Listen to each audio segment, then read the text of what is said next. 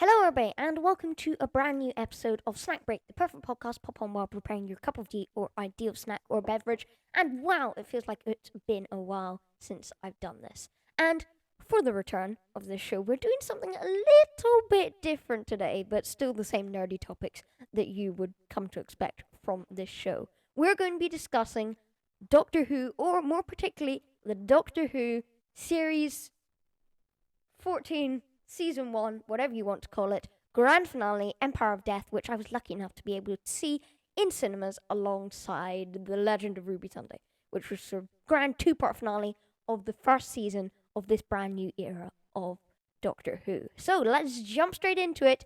Here are my thoughts on a nice little bullet-pointed list on Doctor Who, Empire of Death.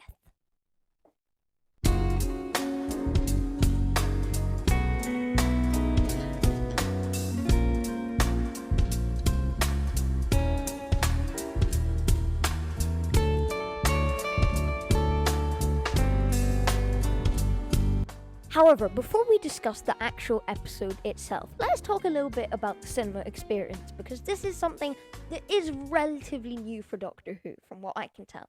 I know that they've done this a few times in the past, although showing an entire two-part finale in the cinema, as far as I'm aware, they haven't done that since the Peter Capaldi, 12th Doctor, Clara era, so it has been quite a while at this point, and to be entirely honest, I am really glad they brought this back. You may or may not be aware, because Doctor Who is now partnered with iPlayer and Disney Plus and all that jazz, the episodes premiere at midnight, which means that, yes, I had to stay awake till midnight to go watch this in the cinema, and I can say now that it was definitely worth it. However, I was a little, one criticism, disappointed by the fact that not only was there a 15-minute interim between the two episodes, Legend of Ruby Sunday, which I'd already watched the week before, but was okay with watching for the second time. It was a nice way to settle into the cinema atmosphere.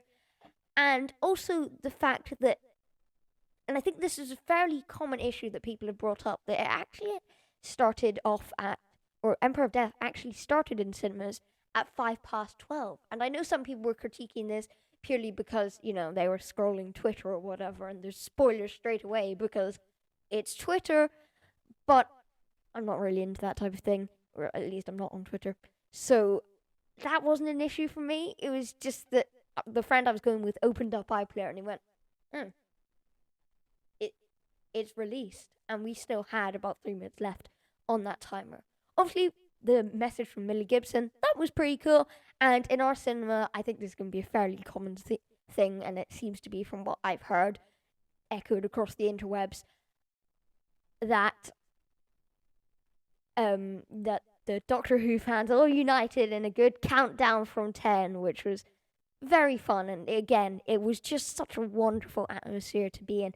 Sitting in the cinema beforehand, waiting for everybody to arrive, and just seeing lines upon lines of Doctor Who fans cloaked in merch and all the jazz. And hang on,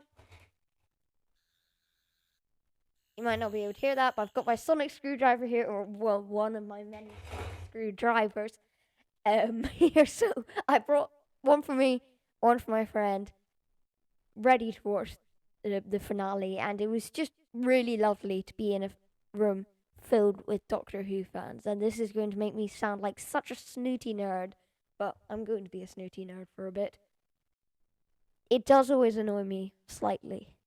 Well, not annoy me, but it's just something I pick up on when I go to see a Marvel movie, that, they are sweeping such a wide audience. And I suppose in the UK, Doctor Who would be as well, and even now, outside of the UK due to Disney Plus. But when you go to see a Marvel movie, Saturday afternoon, whatever, there are going to be a bunch of stragglers in there who ultimately aren't really that invested in the lore, don't really know what's happening, and for them it's just a big flashbang Marvel movie, and that's great for them. But it was just really cool to be in an atmosphere where, it is midnight, we could be sleeping, but there are only going to be people here who are truly dedicated to the cause. That was very, very cool indeed. Okay, so now onto the episode itself. They went straight in with the theme tune. I felt that was very great that we'd already watched for the second time The Legend of Ruby Sunday as a precursor, a prologue, or whatever you want to say. We didn't really need a cold open. I felt that worked very effectively. Would have been maybe a bit better if, as I said earlier, they had just rolled straight through with things and shown it as one big movie. But I suppose you could make that argument for equally Avengers Infinity War and Endgame, but bit different, and that this would have rolled up quite nicely at movie length, whereas that would be about 5.5 hours. Anywho, Sutek from the very start was established as a Thanos level threat. Speaking of Infinity War, and although some may criticize it for how quickly things turned to this, again, Avengers Infinity War style, I personally found it really exciting to see. We'd already been theorizing about this for so long in the community that yes, it could be Sutek could be coming back, and we'd sort of had a week to digest the fact that Sutek was officially back in the show. It was really exciting that he was just straight in with all his world-ending action.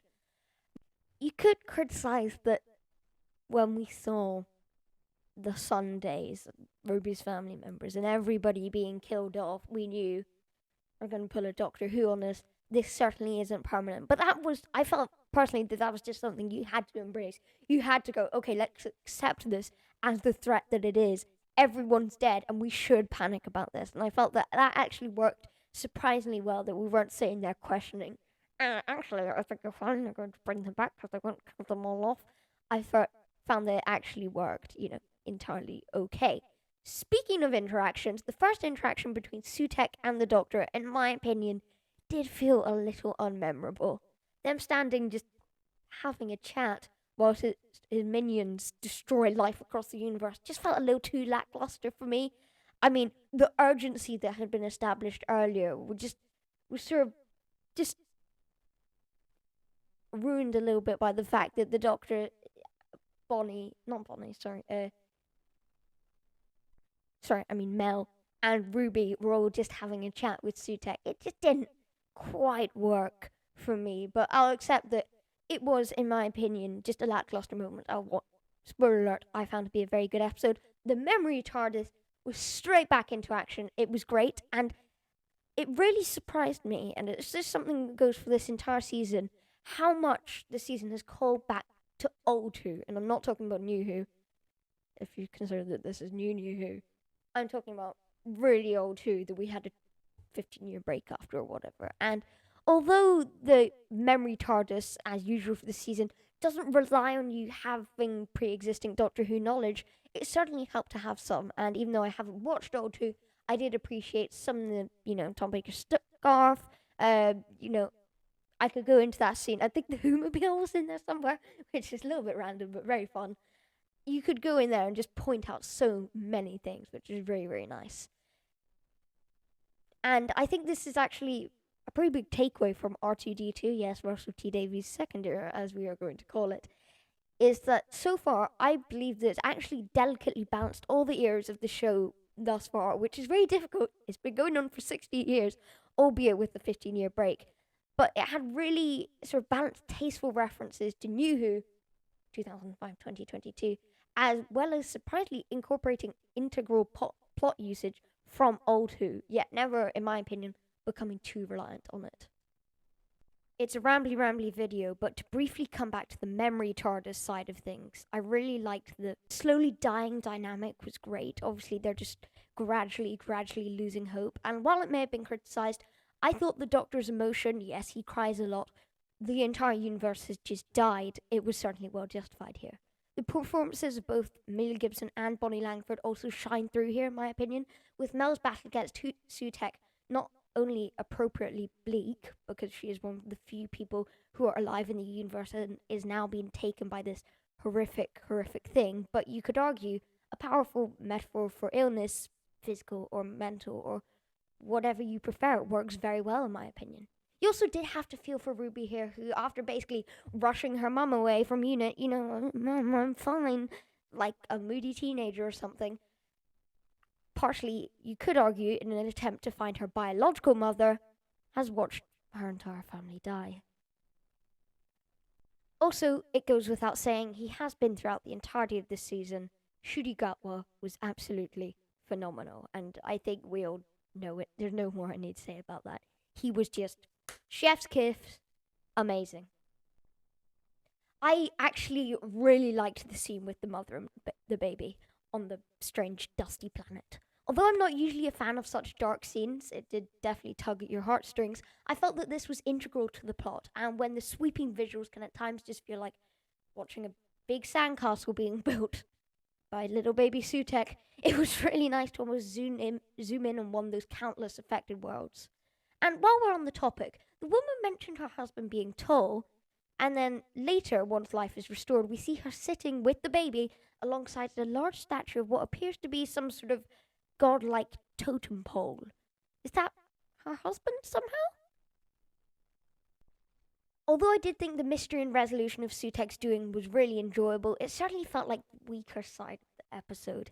It was a little bit rushed, and the connections to 73 yards would have been appreciated if they were more subtle, but they just, to me, and again, I'm not a writer on Doctor Who, but to me they felt like sheer plot holes, because we don't know, was it an alternate timeline? How does the Doctor know about it? How was Roger Ap Gwilliam stopped by Ruby if she didn't touch the circle earlier in the series? It just made it feel a bit flimsy to the reversal of Sutek, which is obviously a really big deal, and it just felt like a bit of a shame that this was something that was so important but didn't really make entirely a lot of sense in how they did it. We're now getting to the end of the episode, not the podcast episode, well, maybe the podcast episode, but I am talking about the literal Doctor Who Empire of Death grand finale, where Ruby, the Doctor, and the Doctor are facing off against Big Bad Boy Sutek. And I say Big Bad Boy because he kind of just ends up being a dog. I wasn't originally anti-dog lead Sutek, I should say that, but now I've heard a few people talk about it online, I can totally understand people's issues with it. As much as I enjoyed this episode and did understand the logic, or at least Doctor Who logic, behind killing Death, the way Sutek dealt with was, in my opinion, flawed. Although his powers were really respected, which was thankfully treated like a universe-level threat, his defeat felt way too simple for a god of such level. Avengers Endgame, and I know I'm going to keep comparing it to Avengers Endgame, but they spent ages doing it, and I felt you just felt the struggle in reversing what Thanos did a lot more than you did here. Of course, this is a 45-minute minute of television, but 73 yards has shown us what you can do, and it didn't just feel quite up to that level. Plus, as much as I am a fan of the new design, they knew what they were getting themselves into with the dog lead thing. And I have to admit, when I first saw it, my immediate hope was that we would get a reworking of the Man in the Mask. I saw that dog thing, wolf, whatever you want to call it, at the end of the last episode, and I thought, oh, that's really cool. What a nice way to introduce Sutek. Well, nice for the god of death. But surely they're just teasing us. Next episode, we are going to get in the Man in the Mask, but that was not to be. Ruby finding her mother was wonderful. The point that this entire season has been building towards finally concluded in our most recent companion finding her biological mother. And while we say biological mother, I think that is very important. It wasn't like, oh, Ruby's found her mother. Bye, Sunday family. It is very deliberate, I think, the fact that throughout this whole season, Ruby has always referred to Carla as her mum, and the person she's looking for as her biological mother. So the connection is clearly a lot more with Carla because she's raised Ruby, and that's not being overshadowed, which I really appreciated. Once again, I will say the pointing sign thing in the universe made her important was flimsy. But seeing how it got me feeling nice and happy, and all the happy chemicals were there, was just so nice. Seeing Ruby finally find her biological mother, and it was, although, the cloak and everything, even Russell said himself, oh, that was just for storytelling purposes. Although it was, in my opinion, a little bit weak. And again, I'm not a Doctor Who writer. The sheer enjoyment I got from seeing Ruby finally being reunited with her biological mother made it well worth it. In a similar vein, I clearly wasn't that annoyed by it because I was terrified when we were given the impression that good old Ruby Sunday was leaving the show. having warmed to the character and their doctor-companion chemistry really quickly. Although, again, we didn't really see that much of them on screen together. I just didn't want to end. And as perfectly heartwarming slash breaking as that closing scene was, I'm really glad to hear that Ruby will indeed be returning next season. I think it is a little bit of a shame that we don't get 2 seasons of them as that, the solo companion. I know with Rose sort of balanced between doctors, and I suppose Clara did as well, so it's a little bit different there. And we had Mickey in the TARDIS for a bit, and maybe that's how this will work, but I get the impression that Ruby will not be the main companion next season, which is a bit of a shame given that I just felt they had such a great chemistry. As they talked about it, I believe, in Empire magazine, how they did just want them to be like a couple of giggly high school friends, and that Ncuti and Millie totally sold that with their performance to me. Overall, while it wasn't perfect, I really enjoyed Doctor Who Empire of Death as a closing point on what has been a season that I've really enjoyed up to this point. Again, I'm a new Whovian. I haven't really been that into Doctor Who, and this season has totally hooked me and convinced me to go back and binge the entirety of New Who, which I'm somewhere along the way of enjoying at the moment. I thought it was definitely a flawed finale in several places, although it is a lot of fun, and I was glad to see Sutekh come back not only as a great surprise, but as a great villain who was treated most of the time with the respect he'd deserved. Aside from that, again, it was a little bit flawed in the whole wrapping things up with Ruby department, although seeing as she's returning next season and we got a lovely climax with the mother thing, I'm pretty happy. Solid 8 out of 10 stars for me. And I'm hoping they bring the next year's finale into the cinema as well, because that was a lot of fun. Although, admittedly, I was over at my cousin's house, or my young cousin's house, the day after. He's very young, just playing with some blocks with him. And honestly, I nearly passed out while placing Lego bricks or whatever, because I was so tired from the night before. But all in all, a really great experience seeing it in the cinema, and a pretty great finale. So those are my scatterbrained thoughts on Doctor Who Empire of Death. Again, I've got a massive bullet point Google Docs here, so it is a little bit rough. And please, as I've mentioned before, take anything I say with a grain of salt. I am not a Doctor Who writer, and I am not claiming that what they have done on Doctor Who is wrong. I've really enjoyed it, nor that I could do any better. On the snack break front, we've hopefully got, I know it's been a patchy few weeks on the content side of things, because I've been all over the place with the gaming channel and this channel. But on the podcast side of things, we should have a few great episodes coming up over the next few weeks. Just 1 or 2 normal-ish episodes of the show before our next guest pops up, which is always really, really fun. So for now, though, thank you very much for listening. This has been a Huncapra production. I am a member of Team Blade. My name's Ben Kublu. See you soon. Stay safe. Bye!